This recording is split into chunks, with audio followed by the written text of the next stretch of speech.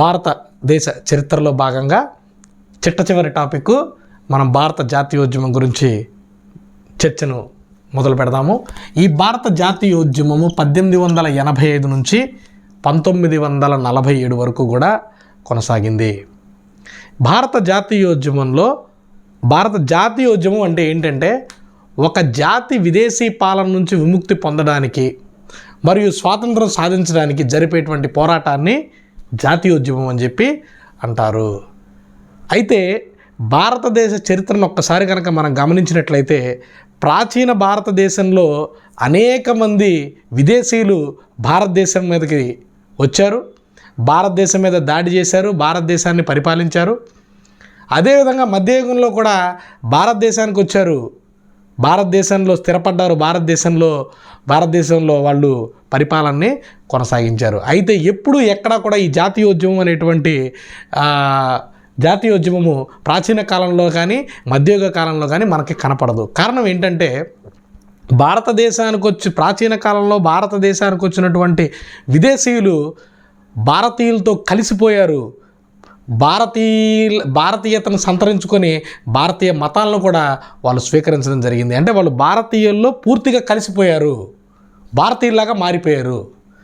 మధ్యయుగానికి వచ్చినప్పటికీ భారతీయుల్లాగా వాళ్ళు మారిపోయారు, కానీ వాళ్ళ మతాన్ని మార్చుకోలేదు. అంటే ప్రాచీన కాలంలో ఇంతకుముందు చెప్పినట్టు ప్రాచీన కాలంలో ఇండియనైజేషన్ జరిగింది, హిందూయిజేషన్ జరిగింది.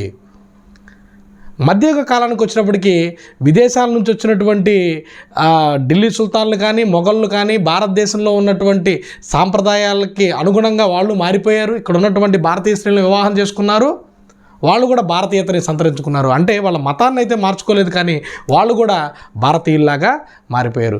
ఆధునిక కాలానికి వచ్చినప్పటికీ ఆంగ్లేయులు వ్యాపారం కోసం వచ్చినటువంటి ఆంగ్లేయులు భారతదేశంతో కలవలేదు, భారతీయులతోటి వాళ్ళు కలిసి ఉండలేదు, భారతీయ మతాన్ని కూడా వాళ్ళు స్వీకరించలేదు. అంటే నో ఇండియనైజేషన్, నో హిందూయిజేషన్. అంటే ఐరోపా వారు భారతీయ సంస్కృతిలో వాళ్ళు మమేకము అవ్వలేదు. ప్రాచీన కాలంలోనూ మధ్యయుగ కాలంలోనూ వచ్చినటువంటి విదేశీయులందరూ కూడా భారతదేశాన్ని తమ మాతృభూమిగా అంగీకరించి తమ విదేశీయతను కోల్పోయారు. కానీ బ్రిటిష్ వారు మాత్రం వాళ్ళు బ్రిటిష్ వాళ్ళలాగానే కొనసాగారు. అదేవిధంగా వాళ్ళు వారి యొక్క పద్ధతుల్నే కొనసాగించారు. దీంతో భారతదేశంలో ఆధునిక కాలంలో జాతీయోద్యమము ప్రారంభమైంది. భారతదేశంలో అనేక ఇబ్బందులు ఈ బ్రిటిష్ వారు భారతీయుల్ని గురి చేయడంతో మనకి జాతీయ భావాలు అనేవి ఆవిర్భవించాయి. ఒక్కసారి జాగ్రత్తగా గమనించండి. 1856లో సిపాయిల తిరుగుబాటు జరిగింది. 1856లో సిపాయిల తిరుగుబాటు జరిగింది. ఈ 1856లో సిపాయిల తిరుగుబాటుని బ్రేక్ వాటర్స్ అని చెప్పి లార్డ్ కానింగ్ చెప్పాడు. బ్రేక్ వాటర్స్ అంటే ఏంటంటే భారతీయులే బ్రిటిష్ వారికి సహాయం చేశారు, అదొక కారణం. అయితే భారతదేశంలో ఉన్నటువంటి మేధావి వర్గం ఎవరైతే ఉన్నారో వాళ్ళు బ్రిటిష్ వాళ్ళ మీద నమ్మకాన్ని ఉంచారు.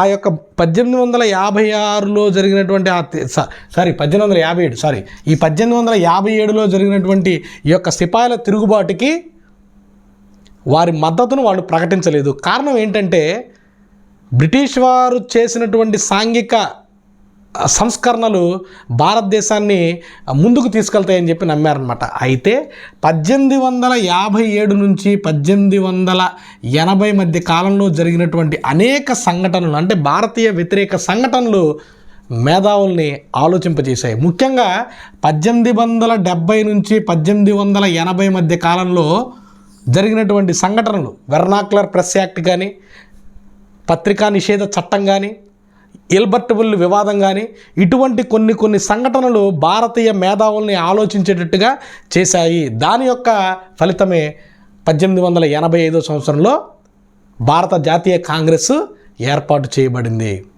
దాంతోపాటుగా ఈ 1885 కన్నా ముందు ఒక భారతదేశం మొత్తాన్ని కూడా ఒకే తాటిపై తీసుకెళ్లేటువంటి ఒక సంస్థ అన్నది లేదు. అంటే స్థానిక సంస్థలు ఏవైతే ఉన్నాయో కానీ ఒక ఒక భారతదేశాన్ని జాతీయోద్యమం వైపు నడిపించేటువంటి ఒక సంస్థ అన్నది ఏది కూడా లేదు. అది కూడా ఒక కారణం అన్నమాట. ఫస్ట్ది ల్యాండ్ లార్డ్స్ అసోసియేషన్ అండి. 1835 సంవత్సరంలో ద్వారకానాథ్ ఠాగూర్ స్థాపించారు ల్యాండ్ లార్డ్స్ అసోసియేషన్ 1835లో. అవన్నీ ఆ తర్వాత వచ్చినటువంటి బ్రిటిష్ ఇండియా సొసైటీ కానీ ఇవన్నీ కూడా స్థానిక ప్రదేశాలకి పరిమితమయ్యే తప్ప జాతీయ వ్యాప్తంగా ఒక సంస్థ అన్నది లేదు. అది 1885 సంవత్సరంలో భారత జాతీయ కాంగ్రెస్ తోటి అది ఈ ఉద్యమం అన్నది ప్రారంభమైంది.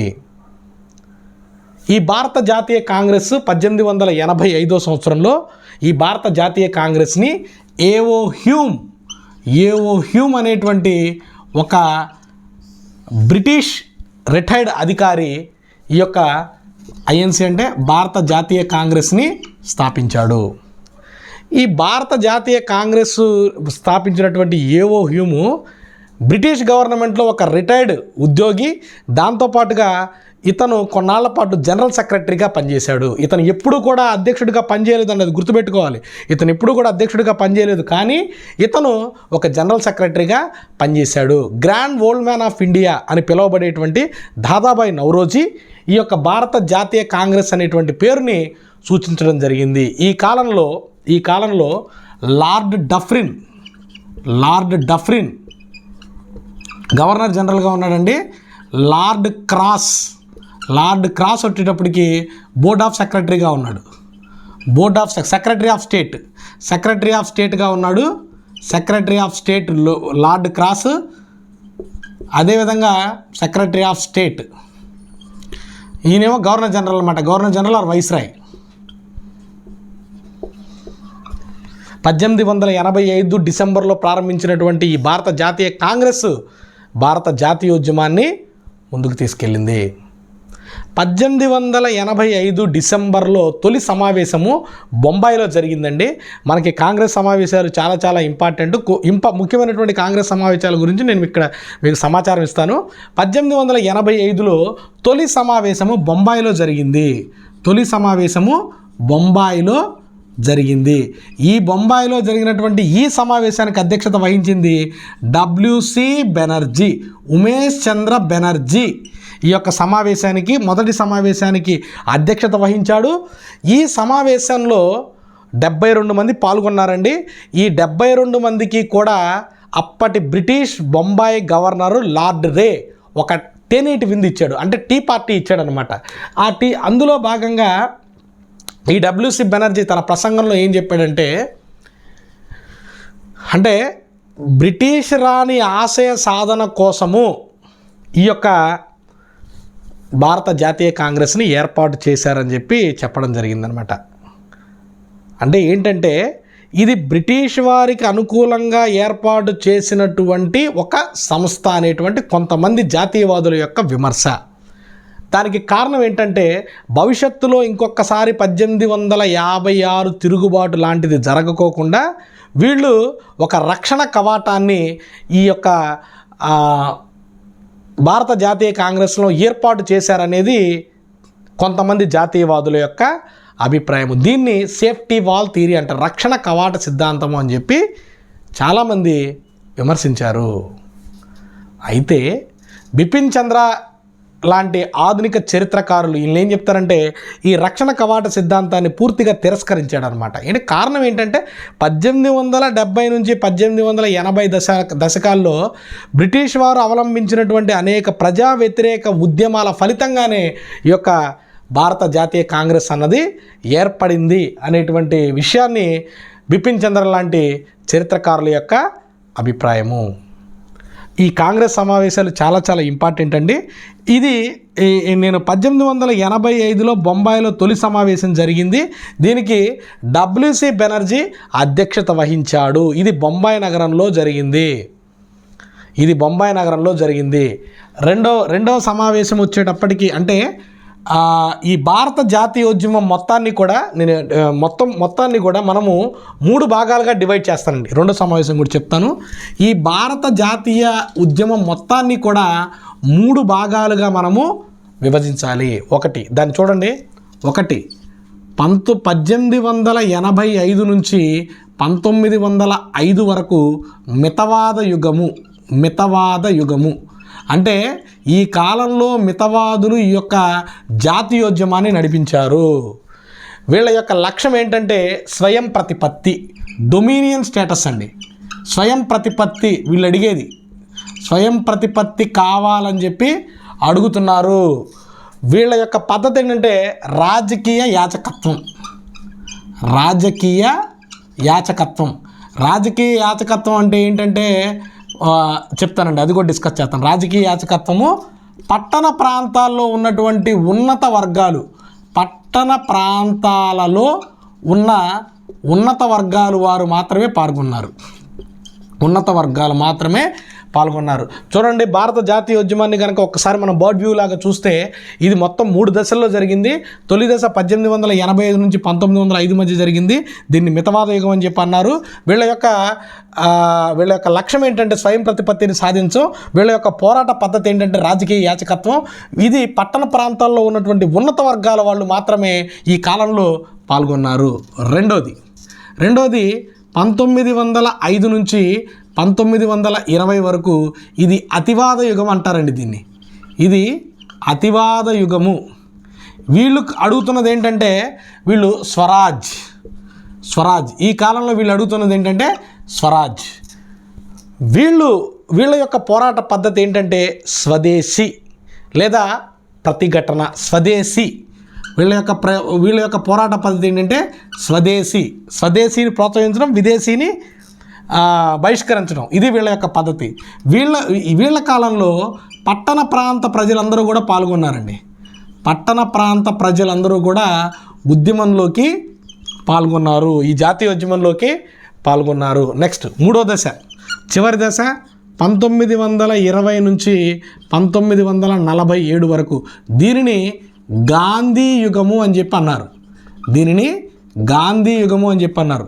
ఈ కాలంలో వీళ్ళ యొక్క లక్ష్యం ఏంటంటే సంపూర్ణ స్వరాజ్యం అండి. అంటే మీరు ఒక్కసారి జాగ్రత్తగా గమనిస్తే స్వాతంత్రము అనేటువంటి మాట 1929 నుంచే మనకు ప్రారంభమైంది. అప్పటి వరకు వీళ్ళు అడిగింది డొమినియన్ స్టేటస్ ఇవ్వండి, స్వదేశీ ఇవ్వండి అని చెప్పి అడిగారు తప్ప మొట్టమొదటిసారిగా సంపూర్ణ స్వాతంత్రం కావాలని చెప్పి 1929 సంవత్సరంలోనే లాహోర్ సమావేశంలో వీళ్ళు అడగడం జరిగింది. వీళ్ళ యొక్క పద్ధతి ఏంటంటే పూర్తిగా వన్ మ్యాన్ ఆర్మీ అనమాట. పూర్తిగా మహాత్మా గాంధీ ఆధ్వర్యంలో ఈ యొక్క జాతీయోద్యమం అన్నది జరిగింది. ఈయన యొక్క పద్ధతి ఏంటంటే సత్యాగ్రహము. ఈ కాలంలో గ్రామీణ ప్రాంతాల్లో ఉన్నటువంటి వారు కూడా ఉద్యమంలో పాల్గొన్నారండి. గ్రామీణ ప్రాంత ప్రజలు కూడా ఉద్యమంలో పాల్గొనడం జరిగింది. చెప్తాను, మహాత్మా గాంధీ వచ్చినప్పుడు ఆ టాపిక్ గురించి మీకు నేను డిస్కస్ చేస్తాను. ఇది ఫస్ట్ మీరు గుర్తుపెట్టుకుంటే మీకు మ్యాక్సిమం అంతా అర్థమైపోద్దండి. 1885 నుంచి 1995 వరకు మితవాద యుగం, 1905 నుంచి 1920 వరకు అతివాద యుగం, 1920 నుంచి 1947 వరకు గాంధీ యుగము. ఎవరికైనా కావాలంటే రాసుకోండి. టైం మనకు తక్కువగా ఉంది కాబట్టి నేను మీకు చాలా ఇంపార్టెంట్ పాయింట్స్ వరకు చెప్తున్నాను. గాంధీ యుగము, సంపూర్ణ స్వరాజ్. నెక్స్ట్ ఇప్పుడు మితవాద యుగం గురించి మనం చర్చిద్దాం. ముందుగా మితవాద రాజకీయాలు ఏ రకంగా జరిగాయి, మితవాద యుగము ఏ రకంగా ఉంది. మితవాదులు 1885 నుంచి 1905 వరకు. మితవాదులు 1885 నుంచి 1905 వరకు. ముఖ్యమైనటువంటి నాయకులు ఎవరెవరంటేనండి, దాదాబాయి నౌరోజీ. గుర్తుపెట్టుకోండి, దాదాబాయి నౌరోజీ, ఫిరోజ్ షా మెహతా, సురేంద్రనాథ్ బెనర్జీ, గోపాలకృష్ణ గోఖలే, మహాగోవింద రనడే, ఆనంద్ మోహన్ బోస్, రాస్ బిహారీ బోస్ అని చెప్పి ఇంకొక ఆయన ఉన్నాడండి. బోస్ వేరు, ఘోష్ వేరు. ఈయన రాస్ బిహారీ ఘోష్ మొదలైన వాళ్ళు. ఎవరెవరండి? Gopal Krishna Gokhale, Dadabhai Naoroji, grand old man of India అని చెప్పి అంటారు ఈయన్ని. దాదాబాయి నౌరోజీ, బద్రుద్దీన్ త్యాబ్జీ,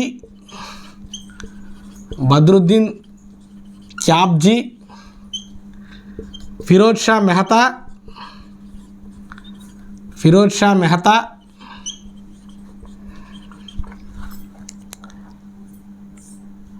రాస్ బిహారీ ఘోష్, సురేంద్రనాథ్ బెనర్జీ మొదలైన వాళ్ళు. వీళ్ళంతా కూడా సీనియర్ మోస్ట్ నాయకులండి. అందరూ కూడా వీళ్ళు ఏం చేసేవాళ్ళంటే మితవాద రాజకీయాలు వీళ్ళంతా కూడా చేశారు. వీళ్ళు స్వాతంత్రం కోరలేదండి, పరిపాలనలో భాగస్వామ్యం కల్పించాలని చెప్పి కోరారు. అంటే ఏంటంటే స్వయం ప్రతిపత్తి కావాలని చెప్పి మాత్రమే వీళ్ళు అడగడం జరిగింది. స్వయం ప్రతిపత్తి అంటే ఏంటంటే భాగస్వామ్యం కల్పించడం. అదేవిధంగా వీళ్ళ యొక్క డిమాండ్స్ ఏంటంటే స్వయం ప్రతిపత్తి కల్పించండి, సివిల్ సర్వీస్లో భారతీయులకు ప్రాధాన్యత కల్పించండి, వృత్తి విద్యలకు ప్రోత్సాహం కలిగించండి. ఇటువంటి వాటిని వాళ్ళు అడగడం జరిగింది. 2 దశాబ్దాల పాటు వీళ్ళు రాజ్యాంగ పద్ధతుల్లోనే కొనసాగించారండి. వీళ్ళ యొక్క నిరసనని రాజ్యాంగ పద్ధతుల్లోనే కొనసాగించారు. ఎప్పుడు కూడా చట్టాలను ఉల్లంఘించలేదు. ఫర్ ఎగ్జాంపుల్, వీళ్ళు ఒక నిరసన తెలియజేయాలనుకుంటే గవర్నమెంట్కి వెళ్ళి ఒక రిప్రజెంటేషన్ ఇచ్చేవాళ్ళు అనమాట. గవర్నమెంట్కి వెళ్ళి రిప్రజెంటేషన్ ఇస్తే ఒక 10 మంది రాలి, 10 మంది దాటేవాళ్ళు కాదండి.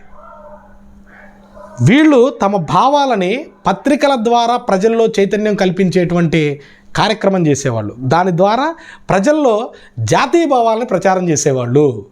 ఉదాహరణకి దాదాబాయి నౌరోజీకి వాయిస్ ఆఫ్ ఇండియా అనేటువంటి పత్రిక ఉందండి. వాయిస్ ఆఫ్ ఇండియా, ఇటువంటి ప్రశ్నలు అనడానికి అవకాశం ఉంది. దాదాబాయి నౌరోజీకి వాయిస్ ఆఫ్ ఇండియా అనేటువంటి పత్రిక ఉంది. సురేంద్రనాథ్ బెనర్జీకి బెంగాలీ అనేటువంటి పత్రిక ఉంది. ఈ గోపాలకృష్ణ గోఖలేకి సుధారక్ అనేటువంటి పత్రిక ఉంది. అదేవిధంగా ఫిరోజ్ షా మెహతాకి బాంబే క్రానికల్ అనేటువంటి పత్రిక ఉంది. అంటే ఇవి పత్రికలు అంటే ఇవి న్యూస్ పేపర్స్ కాదండి, వ్యూస్ పేపర్స్. అంటే వీళ్ళేదో డబ్బులు సంపాదించాలని చెప్పి పత్రికలు పెట్టలేదండి.